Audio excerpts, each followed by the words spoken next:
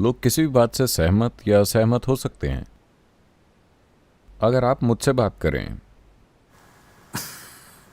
किसी भी बारे में, कला, संगीत, राजनीति, कुछ भी, शायद मैं आपकी कही हर बात से असहमति जताऊं। मैं किसी से भी असहमत हो सकता हूं।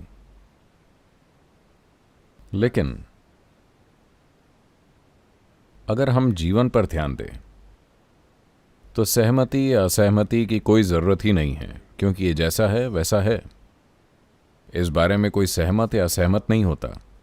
लेकिन संस्कृति के बारे में, कपड़ों के बारे में, संगीत और कला के बारे में, राजनीति के बारे में हम कई मायनों में सहमत और असहमत हो सकते हैं, है ना? और जितना हम असहमत होते हैं उतना ही बेहतर है।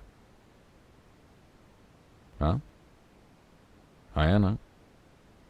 अपने आसपास की चीज़ों में अगर आप असहमत हैं, यानी अगर आप खुश हैं और असहमत हैं, आप अगर एक दुखी व्यक्ति हैं, फिर आप असहमत होते हैं तो आप लड़ेंगे।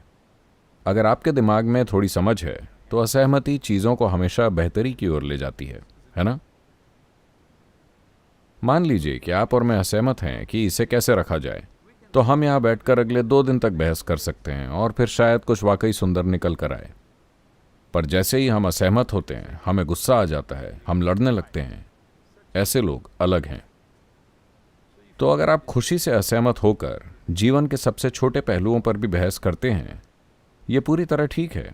ऐसा कुछ ज़रूरी नहीं है कि आपको हर किसी से सहमत होना है, इसकी ज़रूरत नहीं, क्योंकि जब आसपास की भौतिक चीज़ों की बात आती है तो हम में से हर कोई इसे अलग तरह देखता है। इसीलिए इतनी विविधता में जीवन घटित हुआ, है ना?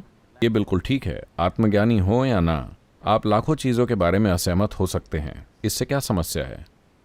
लेकिन अगर आप मूल तक पहुंचते हैं तो ना आपको सहमत होना है ना सहमत होना है।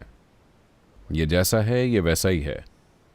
अस्तित्व को आपकी सहमति या असहमति की जरूरत नहीं है। ये बस यहां है। भौतिक, मनोवैज्ञानिक और भावनात्मक को सहमति या असहमति की जरूरत है। आप ऐसे लोगों के साथ रहने की कोशिश करते हैं जो आपसे सहमति रखते हैं, जो कि एक भारी गलती है, क्योंकि वो जरूर मूर्ख होंगे।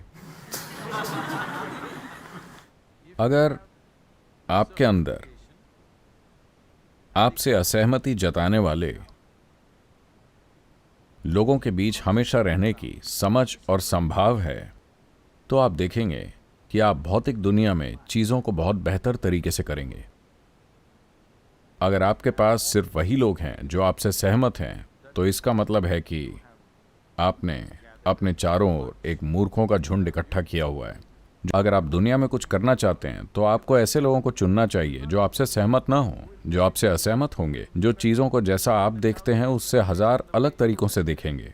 सिर्फ तभी चीज़ें होंगी, है ना? लेकिन अस्तित्व के मूल को न तो सहमति की ज़रूरत है और न ही असहमति की। यह आपकी सहमति या असहमति नहीं मांग रहा, आप बस इसमें विलीन हो सकते हैं। इसके बारे में कोई दो राय नहीं।